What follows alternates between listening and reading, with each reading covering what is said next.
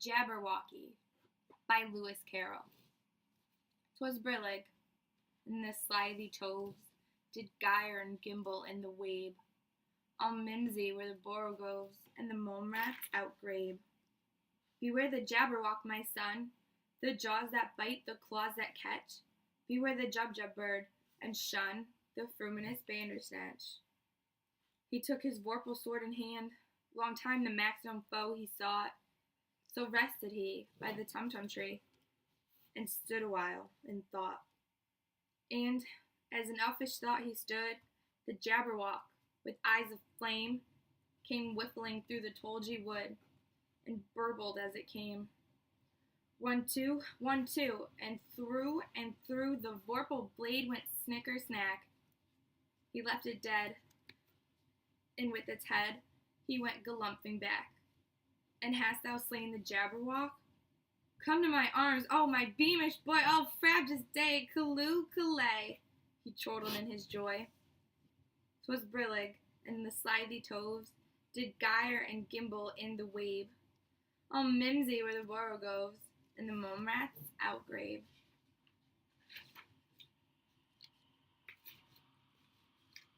The Walrus and the Carpenter by Carrol. The sun was shining on the sea, shining with all his might. He did his very best to make the billows smooth and bright. And this was odd because it was the middle of the night.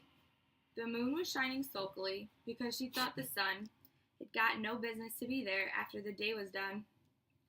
It's very rude of him, she said, to come and spoil all the fun.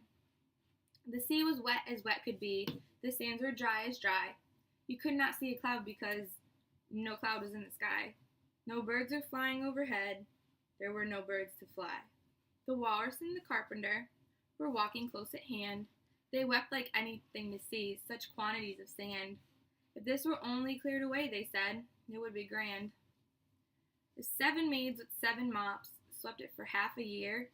Do you suppose, the Walrus said, that they could get it clear? I doubt it, said the Carpenter, and he shed a bitter tear.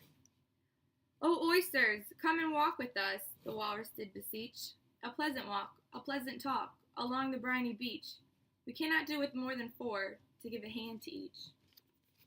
The eldest oyster looked at him, but never a word he said.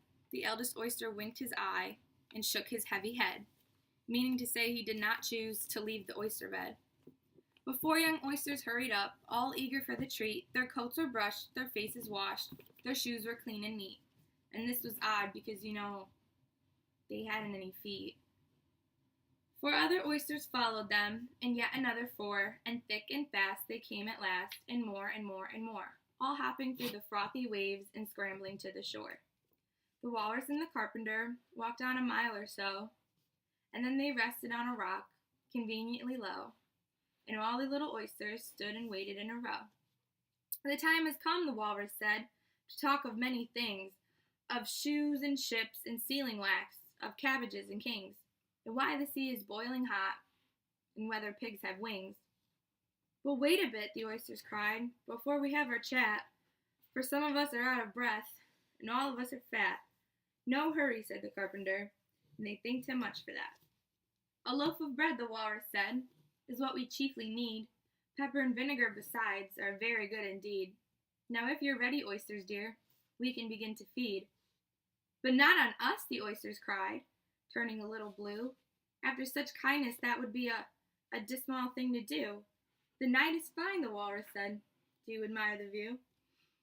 It was so kind of you to come, and you were very nice. The Carpenter said nothing but, cut another slice. I wish you were not quite so deaf. I've had to ask you twice. It seems a shame, the Walrus said, to play them such a trick, after we've brought them out so far and made them trot so quick. The Carpenter said nothing but, oh, the butter's spread too thick. I weep for you, the Walrus said. I deeply sympathize. With sobs and tears he sorted out those of the largest size, holding his pocket handkerchief before his streaming eyes. Oh, oysters, said the Carpenter, we've had a pleasant run. Shall we be trotting home again? But answer there came none. And this was scarcely odd because they'd eaten every one.